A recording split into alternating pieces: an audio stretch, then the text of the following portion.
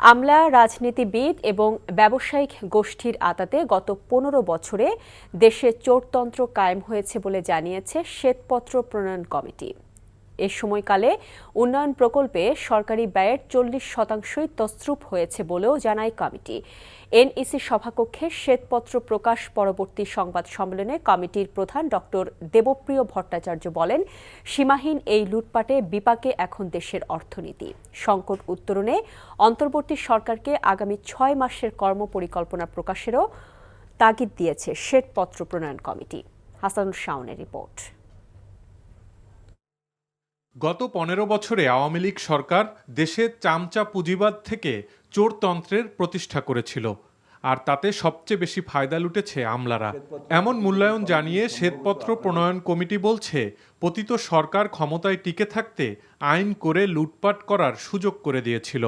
আইনসভা বলেন, আপনার নির্বাহী বিভাগ বলেন, অথবা আপনি বিচার বিভাগ বলেন, তারা সকলে যখন গোষ্ঠীবদ্ধভাবে একটি চুরির অংশ হয়ে যায়, সেটাই তখন চোরতন্ত্র।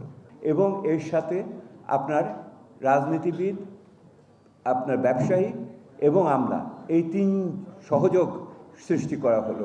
কমিটি আরও জানায়, দুর্নীতির জন্য সবচেয়ে বেশি ব্যবহার করা হয়েছে ব্যাংক খাত।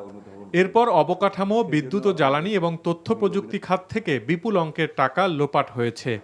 ১ নম্বরে আসলে আপনার ব্যাংকিং খাত, ২ নম্বরে যায় হলো অবকাঠামোর বিভিন্ন ক্ষেত্রে, যেটা ৩০-৪০% পর্যন্ত চুরি হয়েছে, এটি আমাদের ধারণা। এবং অনেক ক্ষেত্রে এই প্রকল্পগুলো অকার্যকরভাবেই সারা জীবন হয়তো বহন করতে হবে, শ্বেতহস্তির মতো। তো আর তৃতীয়ত হলো জ্বালানি খাত। আরেকটি খাতকে আমরা উল্লেখ করেছি, যে খাতটিকে ধরা খুব কঠিন, সেটা হলো আইসিটি খাত।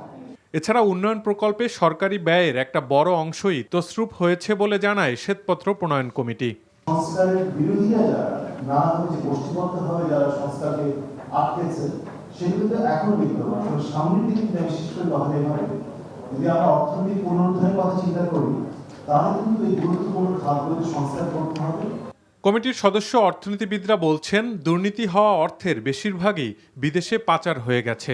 প্রবণতা আমরা দেখি, সেটা হলো যে এটার বড় একটা অংশ দেশের বাইরে চলে গেছে, কিন্তু সবটাই যে দেশের বাইরে চলে গেছে তা না। শেয়ারের বিনিময় কিন্তু এখনো আছে। দুর্নীতি করে যদি ১০০ টাকা হয়, তার মধ্যে হয়তো ৬০ টাকা বাইরে নিয়ে গেছে, ৪০ টাকা এখনো অর্থনীতির ভিতরে আছে।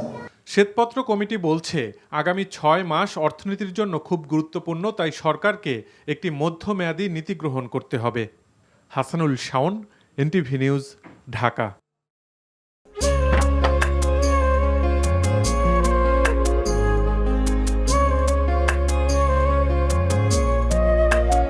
এটা আমাদের ঘর, আমরা দুজন মিলে সবকিছু গোছাবো।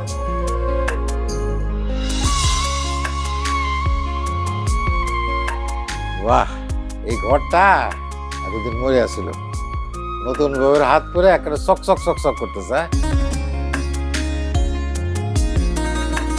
যদি কখনো কোনো ঝড়ে সেসব এলোমেলো করে দেয় তাহলে? আরে তুমি আসছো, তোমার বউয়ের হাতে রান্না খুবই চমৎকার। এলাকাটা ভালো না, একটু সবকিছু চোখে চোখে রাখেন। আমার খাওয়ানিও তোমার কোনো চিন্তা করতে হবে না। এই যে চুরি দিয়েছে, শাড়ি দিয়েছে না, যেগুলো তার কাছে সরো। পৃথিবীতে মানুষের সম্পর্কের বড় সমস্যা কি জানো? ভুল বোঝাবুঝি।